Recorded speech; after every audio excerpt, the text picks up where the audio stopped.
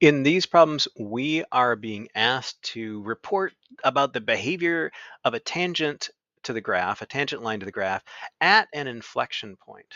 So we're going to need to find an inflection point and then also look at the slope of the tangent line to the graph at that point and give some information about it. I think the choices under here are something like negative, positive, vertical, horizontal. It refers to the slope of the tangent line. So that's what we really need to know. To do that, we're going to need both the first and the second derivative of this function. The first derivative is going to give us the slope of the tangent line. The second derivative is going to give us the inflection point, so we know where to find the slope of that tangent line. So let's go ahead and start deriving. I think I'm going to just move over a little bit and rewrite this all in powers of x. So negative 3x squared plus 24 times x to the negative 1 power. And then we'll apply the power rule. So f prime of x is negative 6x minus 24x to the negative 2 power. Okay, and then let's find the second derivative.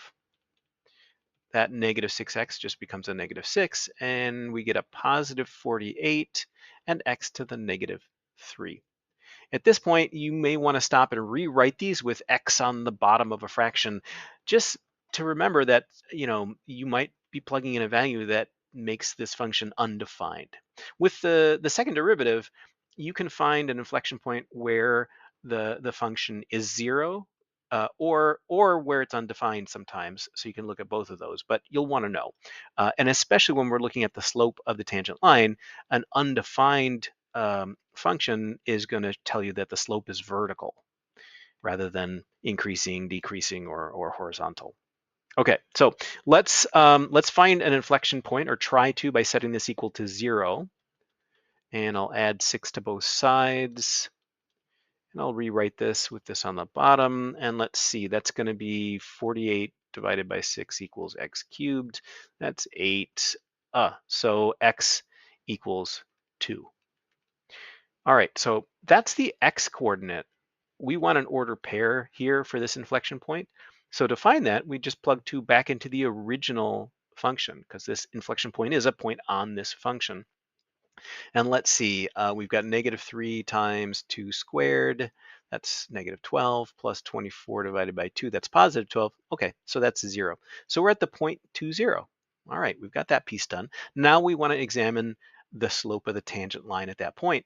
For this, we'll use the first derivative and plug in our same old 2 for x. So we've got negative 6 times 2 minus 24 over 2 squared.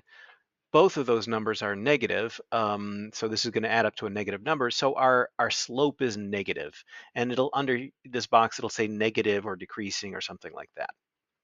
Okay, let's try one more. So again, we're going to go about this by finding both the first and the second derivative, and then using that second derivative to get our inflection point. So let's start deriving here. So this is going to be 1/3 times 4 is 4/3, and then x to the negative 2/3, and then minus 3. So that's the first derivative. The second derivative, it's going to be negative 2/3 times 4/3, so that's going to be negative 8/9. And x to the negative 5/3, and that minus 3 goes to 0.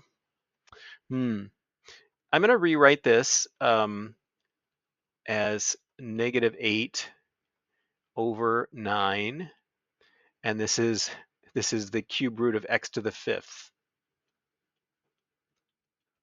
Okay, so that's what the second derivative is. And if we try to find where this is equal to 0, we're not going to find that. If we put a 0 in for x, though, what we get is an undefined function. So that is going to be our inflection point. So our x coordinate for our inflection point is 0. Our y coordinate, well, is also going to be 0. If I put x in here, and or 0 in here and 0 in here, we're going to get 0. So our inflection point is 0, 0. Now let's go back to the first derivative to examine this function at 0. And we've got 4/3. I'm going to rewrite this, and this is the cube root of x squared, and then minus 3. And you can see when we put in 0 here, this becomes undefined. Undefined means that the slope is undefined, um, and that means the slope is vertical. So we would choose vertical slope for this one. So that's a little bit of work with examining the tangent line at an inflection point by taking both the first and the second derivative.